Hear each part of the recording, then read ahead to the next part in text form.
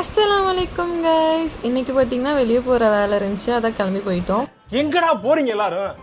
Leave நாள் அதுமா சாயங்காலமா எங்க கிளம்பி போறாங்க? எங்க போறான்? இந்த அப்புறம் எங்க போறான்? டே அவளை எங்க போறான்? இவளை எங்க போறான்? எதுக்குடா வரீங்க நீங்களாம்? எதுக்கு வராங்க இவங்க? எல்லா டிராஃபிக்கும் கடந்து ஒரு வழியாக வந்துட்டோம். பப்ஸு கடை பார்த்துட்டு சாப்பிடாம போக முடியுமா? அண்ணாவை போய் டே வாங்கிட்டு வாடா அப்படின்னு சொல்லிட்டு நானும் அம்மாவும் அங்கேருந்து இருந்துட்டோம். அண்ணா போய் வாங்கிட்டு வரான். நான் மஷ்ரூம் பப்ஸ் சொல்லி விட்டுருக்கேன். அவனை என்ன வாங்கிட்டு வரான்னு சொல்லி பார்க்கலாம். என்னடா இன்னும் வாங்கலையா? வந்துட்டான். ரெயின் டைமில் ஏதாவது சாப்பிட்டே இருந்தால் தான் கொஞ்சம் நல்லா இருக்குது. பிகாஸ் நம்ம தான் ஃபுட்டியாச்சே.